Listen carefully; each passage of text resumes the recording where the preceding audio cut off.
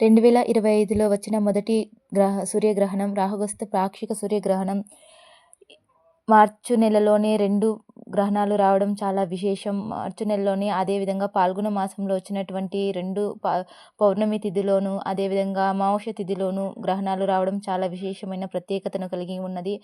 అదేవిధంగా మనకు 2025 సంవత్సరంలో మొదటిలో భాగంలోనే మనకు 2 గ్రహణాలు రావడం కూడా చాలా విశేషం.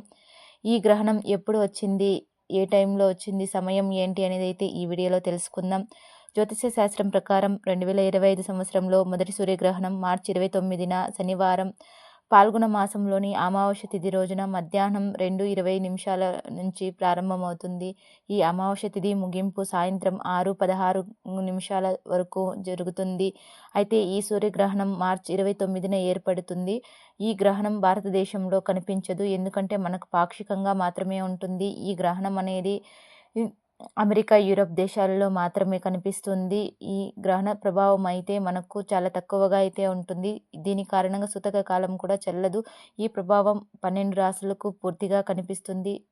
గ్రహణం అనేది చాలా విశేషతలను కలిగి ఉంటుంది. ఎందుకు అంటే మనకు ఉదయించడం, అస్తమించడం అనేది 24 గంటల సమయం పడితే, ఈ గ్రహణ కాలంలో సూర్యుడు అస్తమించడం, ఉదయించడం అనేది కేవలం 1 గంట కాలం పాటు మాత్రమే జరుగుతుంది. అందువలన ఇది కొంచెం విషమంగా అయితే ఉంటుంది. ఈ సంవత్సరం మొదటి సూర్యగ్రహణం ఈ నెలలోనే, మార్చి నెలలోనే ఏర్పడుతుంది. జ్యోతిష్య శాస్త్రం ప్రకారం సూర్యగ్రహణం మొత్తం 12 రాశులపై ప్రభావం అయితే కనిపిస్తూ ఉంది. అదే సమయంలో శనీశ్వరుడు సంచారం చేసి మీనరాశిలోకి ప్రవేశిస్తాడు. ఈ సంవత్సరంలో ఏర్పడిన మొదటి సూర్యగ్రహణం మీనరాశిలో శనీశ్వర సంచారంతో ప్రారంభమవుతుంది. కొన్ని రాశుల వారికి ఈ శనీశ్వర ప్రభావం వలన కొంచెం శుభప్రదంగాను, ప్రయోజనకరంగాను ఉండబోతుంది. కొన్ని రాశుల వారికి చెడుగాను ఉండడం అయితే జరుగుతుంది. అదే సమయంలో కొన్ని రాశులు జాగ్రత్తగా ఉండాలి. జ్యోతిష శాస్త్రంలో సూర్యచంద్ర గ్రహణాలు చాలా ప్రత్యేకమైన సంఘటనలను అయితే సంతరించబోతున్నాయి. ఈ గ్రహణాల కాలంలోనే అదేవిధంగా షష్టగ్రహ కూటమి కూడా ఏర్పడడం చాలా విశేషం.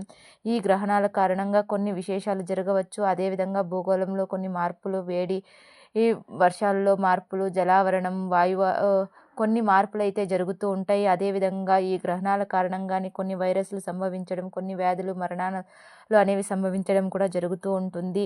అయితే ఈ కాలంలో మనం గ్రహణ కాలంలో కొన్ని సంఘటనలు అయితే ఎదుర్కొనవలసి ఉంటుంది. ఈ గ్రహణ కాలం అనేది చాలా వరకు విషమంగానే ఉంటుంది. కావున మనం ఈ కాలంలో అయితే కొన్ని పూజలు చేసుకోవడం, ఆహార నియమాలను పాటించడం, ఏదైనా శుభకార్యం చేయించకుండా నిషేధించడం అయితే చేస్తూ ఉంటాము. కంపల్సరీ అయితే గ్రహణ నియమాల్లో దేవాలయాలను మూసివేయడం, అదేవిధంగా గర్భిణీ స్త్రీలు బయటకు రాకుండా, చిన్నపిల్లలు బయటకు రాకుండా ఈ గ్రహణ నియమాలను అయితే పాటిస్తూ ఉంటాం. చాలా వరకు అయితే గ్రహణ నియమాలను ప్రతి ఒక్కరు కూడా పాటించవలసి అయితే ఉంటుంది. గ్రహణం ఎందువలన పాటించాలి అంటే, ఈ సూర్యకిరణాలు అనేవి గ్రహణ సమయంలో చాలా వరకు వాటి విశిష్టత ప్రభావం అనేది మనుషుల మీద చాలా వరకు విషమంగా ఉండడం వలన మనమైతే ఈ గ్రహణ నియమాలు పాటించాలి, తప్పకుండా పాటించాలి అనేసి అయితే నిపుణులు అయితే తెలియజేస్తూ ఉంటారు. ఖగోళ శాస్త్రం పరంగా కూడాను ఈ గ్రహణ సమయంలో సూర్యకిరణాలని అధిక వేగంతోనూ, వేడితోనూ, చాలా వరకు భయంకరమైన ఒత్తిడితోనూ ఉంటాయి. అందువలన మనమైతే ఈ గ్రహణ నియమాలను అయితే పాటించాలి. తప్పకుండా వీలైనంత వరకు బయటకు రాకుండా మనం ఈ గ్రహణ నియమాలను అయితే పాటించవలసి ఉంటుంది. మన భారతదేశంలో ఈ గ్రహణం అనేది చాలా తక్కువగా ఉండడం వలన, పాక్షికంగా ఉండడం వలన మనమైతే కొంతవరకు జాగ్రత్తలు పాటించిన అవసరం లేదు అని చెప్పుకోవచ్చును.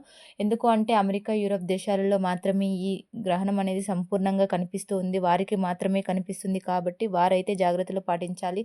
అదేవిధంగా మనం భారతదేశంలో ఉన్నటువంటి గర్భిణీ స్త్రీలు, చిన్నపిల్లలు మాత్రం ఖచ్చితంగా అయితే గ్రహణ నియమాలు అనేవి పాటించాలి. తప్పకుండా అయితే గ్రహణ సమయంలో బయటకు రాకుండా అయితే ఉండాలి. ఎవరైతే గర్భిణీ స్త్రీలు ఉన్నారో వారైతే తప్పకుండా బయటకు రాకుండా ఇంట్లోనే ఉండడానికి, ఈ జాబ్ చేస్తున్న వాళ్ళు, ఉద్యోగ నియమాలు కంపల్సరీ అనుకున్న వాళ్ళు కూడా ఒక్క రోజున ఇంట్లో ఉండి కంపల్సరీ గ్రహణ నియమాలు అయితే పాటించండి. ఎందుకు అంటే ఈ గ్రహణం యొక్క ప్రభావం వలన మన మానసిక వైకల్యం కలిగిన పిల్లలు, నైపుణ్యాలు తక్కువ కలిగిన పిల్లలు అదేవిధంగా అభివృద్ధి చెందకుండా, అవయవాలు అభివృద్ధి చెందకుండా, పిండం అనేది గట్టిపడకుండా కొన్ని వైకల్యాలు కలగడం అనేవి జరుగుతూ ఉంటాయి. దాని వలన ఈ గ్రహణ ప్రభావం అనేది పుట్టబోయే పిండం మీద పడడం వలన వారు అంగవైకల్యంతో జన్మించడం అనేది జరుగుతుంది. దాని కారణంగా అయితే గర్భిణీ స్త్రీలు చాలా వరకు ఈ గ్రహణ నియమాలైతే పాటించవాలి అని అయితే తెలుస్తూ ఉంది. జ్యోతిష శాస్త్రం ప్రకారంగా గ్రహాలు, నక్షత్ర రాశులలో పాటు గ్రహణాలు కూడా రాశులపై ప్రభావం అయితే చూపుతాయి. చాలాసార్లు గ్రహణాలు కొన్ని రాశులతో చెందిన వ్యక్తులను తీవ్ర ఇబ్బందులకు గురి చేస్తాయి. అదే సమయంలో కొన్ని రాశులకు ఒక వరంలా, ఒక విదూతల దేవత వరంతో గోల్డెన్ ఛాన్స్ అనే విధంగా కూడా అయితే ఉంటాయి. కొంతమందికైతే గ్రహణాలు చాలా వరకు అస్పష్టతను కలిగి ఉంచడం అయితే జరుగుతూ ఉంటుంది. అందువలన గ్రహణ నియమాలను పాటించడం చాలా వరకు మంచిది.